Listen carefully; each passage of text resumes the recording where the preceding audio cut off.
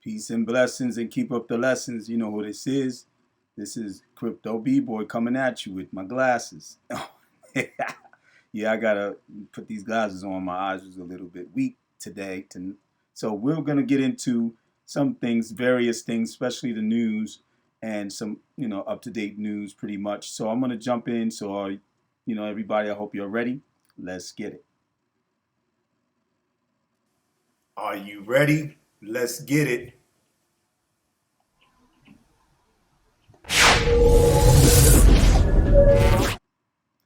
Alrighty then. So pretty much, let me just get into what's going on. Um, First thing is first. Okay, so we got Uphold coming at. Oh, excuse me. I don't know why did that come up. Let's just give me a second. Hold on for a second. This day, these things get sometimes a little bit extra.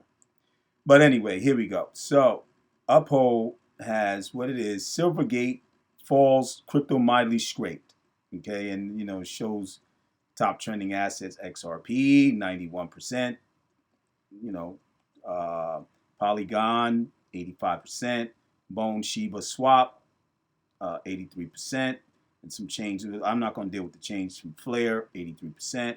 Sonberg 81%. Okay, let's jump back on down. Traders Batten hatches, XRP tints green, right? Federal chatted bank. Let me boost it up. Maybe I can get it. Yeah, that's better. Federal chartered bank Silvergate, which once boasted of having more than 750 crypto clients, said yesterday it is voluntarily liquidating, sparking renewed scrutiny of so-called on-ramps connecting digital assets with the traditional financial system, as well as a newly heightened concerns about aftershocks in the wake of yet another industry-related collapse.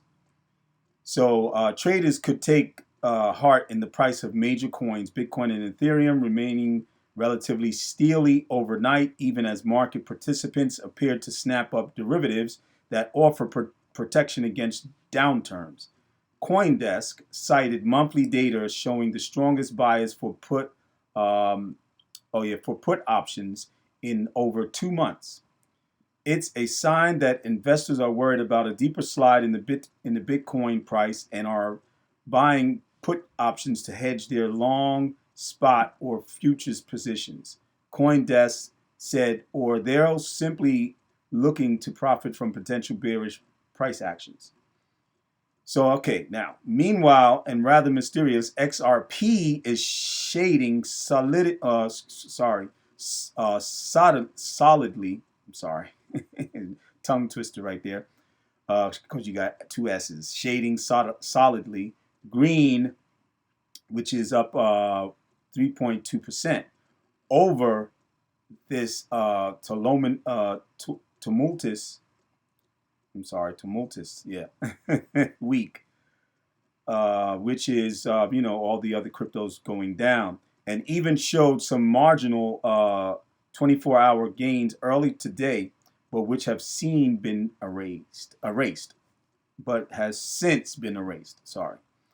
See, my eyes sometimes, like I said, it's kind of, I got to use these glasses. The court case involving the SEC and Ripple Labs, the company with which XRP is closely associated, remains at a suspenseful standstill as judge decides, which is Judge Torres, decides whether to grant a summary judgment based on statements and evidence without proceeding to an actual trial.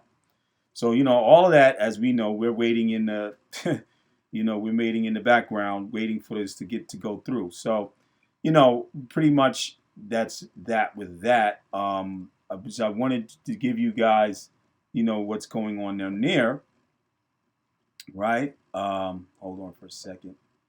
But the also thing is that we got to look into is what's going on with the case in relation to what Judge Torres is doing, and I want to give you a rundown on that real quick. Hold on. This is a tweet from Meta Lawman, which he happens to be a law what I mean a lawyer, and he does his stuff, man. He gets in, he goes in there, and he gets the information that he needs to get.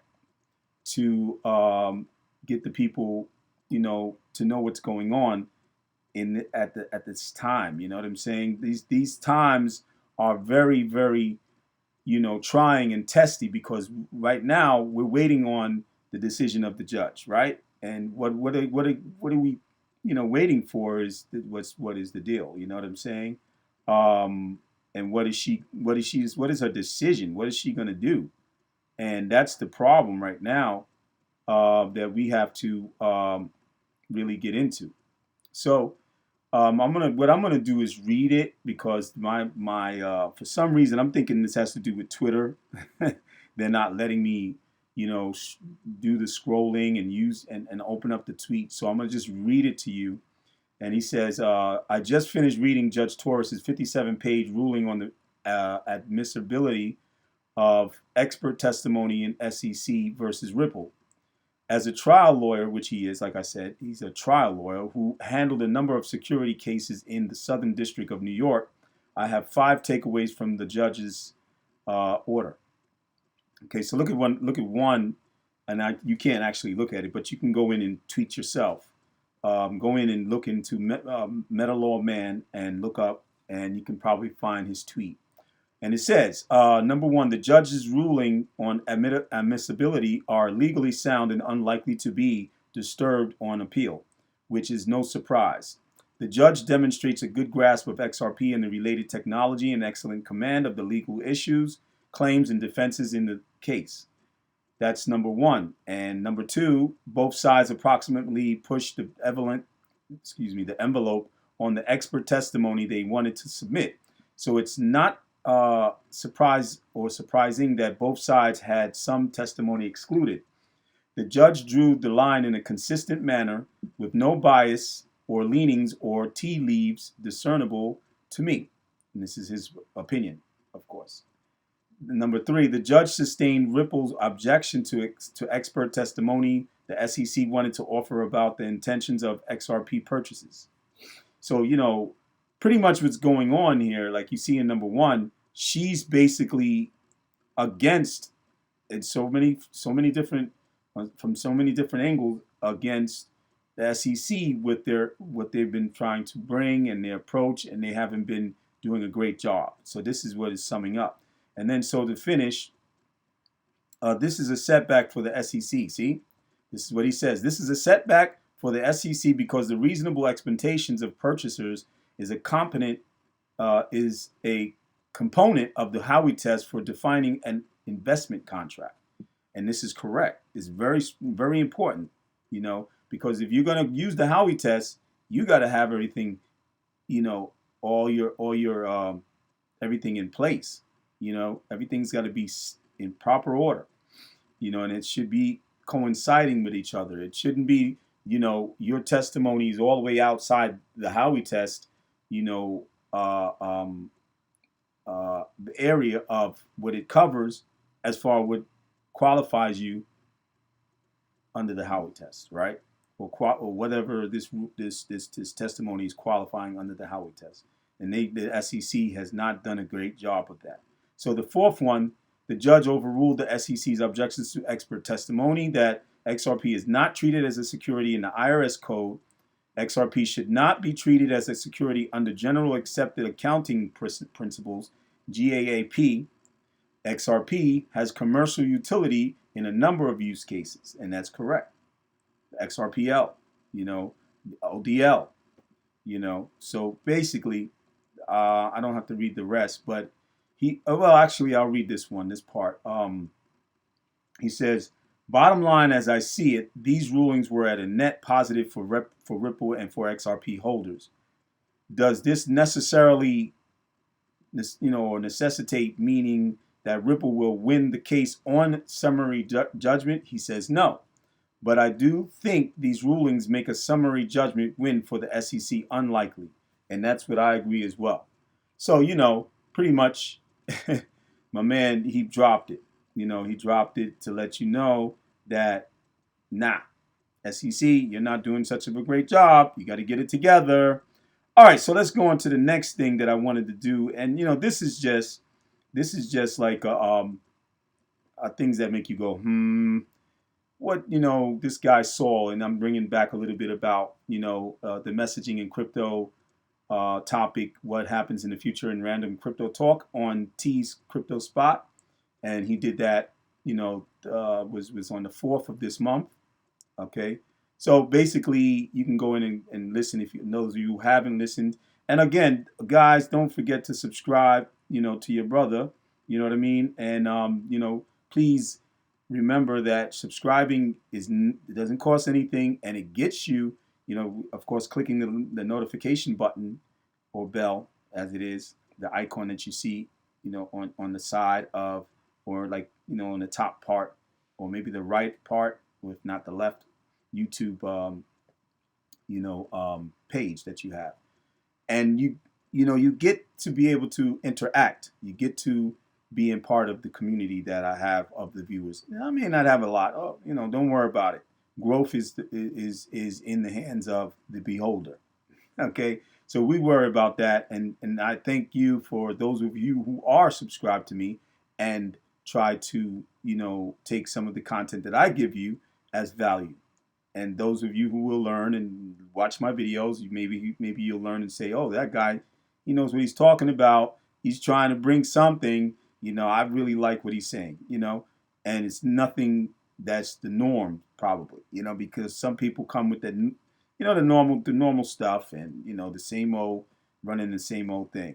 You know what I'm saying? And I'm trying to be different because I want the people to have some good feeling when they're coming into mine. And then sometimes when I have to get on people's cases, you know why.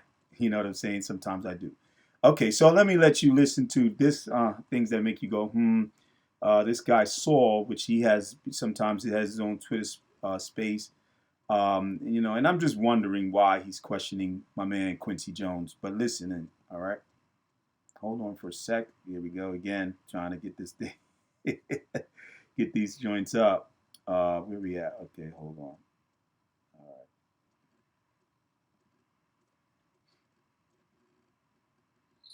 Quincy, what age were you when you got into this technology?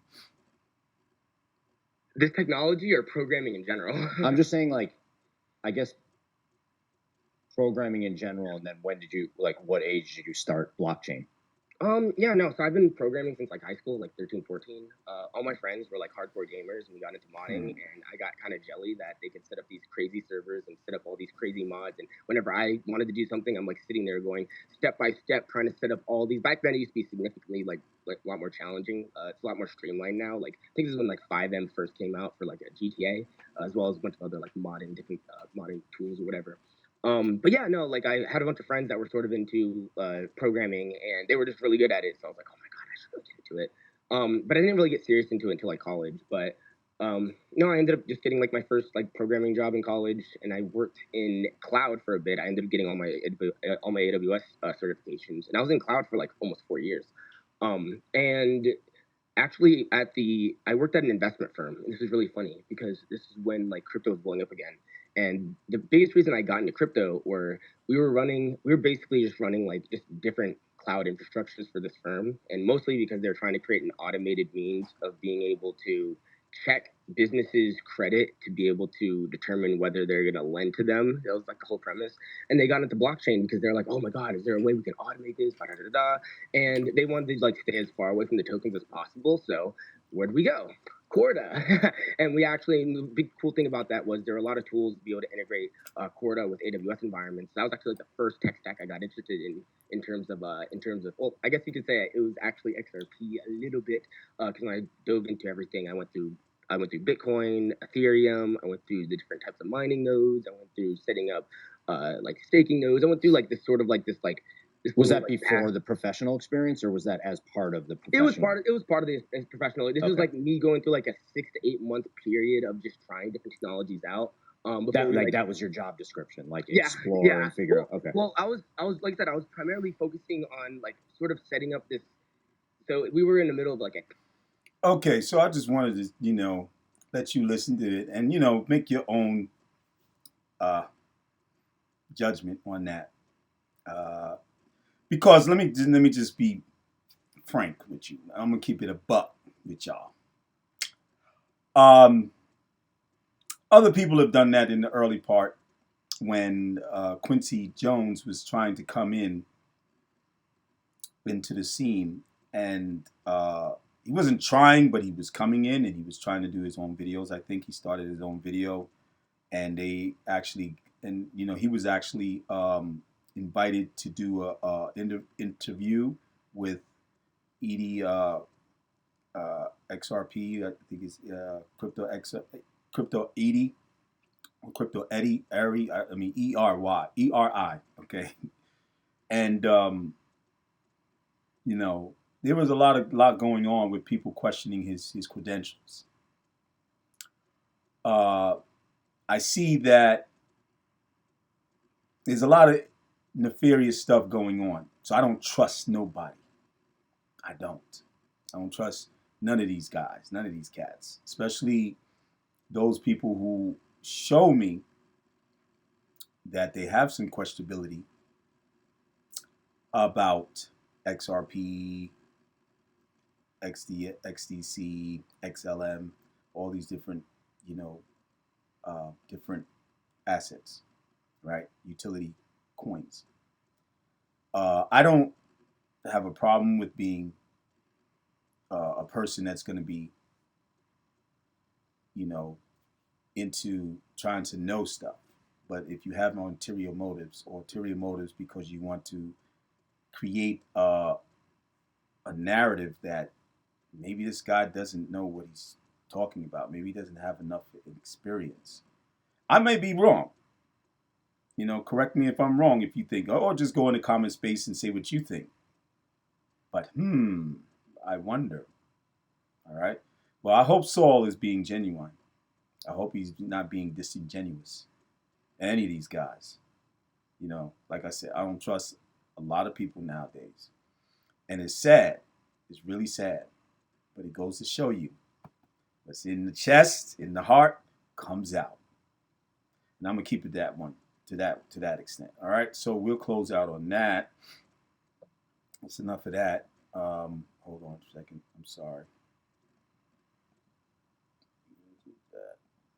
Where's that? Oh, it's probably on number 2.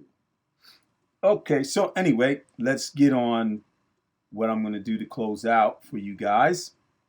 Because, I don't usually get into, haven't been into, and this right here, well, I'm going to say I haven't really been into other things other than I've been trying to bring information, as much as value as I can bring, to you, and trying to, do as much as I can to make you guys aware of what we all are trying to be aware of, is the space and what we are dealing with as an asset and what we have invested in. But this is just some slides of me past summer, and I was on a gathering. I was at a gathering for it's not off-roading, it's overlanding. Which is these people get vehicles that can go off-road, and they're off-roading vehicles, even to live in. They live in some of these vehicles. Like that orange vehicle back there that I'll go back to. It'll come back. And then this guy, they got a tent up on the top that's collapsible. It breaks down and it opens up, and you can stay up on the top. Now this one right here is the vehicle I'm talking about. The guy lives in, he has an apartment in there. This is a lot what's going on in America, let alone it's trending. People living off grid, living in their vehicles and so forth. This is how things are going. So I would say that a lot of us need to get our minds focused and think about maybe this is something that we need to do to have a backup plan. And that's all I'm saying. But it's cool, as you notice, like that's a truck, that's a SUV, a Toyota, I think, and they hooked it up and they got the tent on the top. I forgot what they call them. I said roof. I think they're roof tents, and then they have a canopy that comes out. And this one is a big time roof tent, boy, and it's really nice. They have where you can have a space inside there that you can not only that you sleep up on the top, but you have a space where you can make a kitchen and over. And this is called a teardrop. That's like a trailer. That's like a RV. Okay, So, that's pretty much it. I thank you guys for listening and coming in with your bro again. And till next time, stay with your bro. Don't forget to subscribe. Click the like button and keep that algorithm going. Until next time, y'all take care. Peace and blessings, and keep up the lessons. I'm your brother, Crypto B-Boy, out. Peace.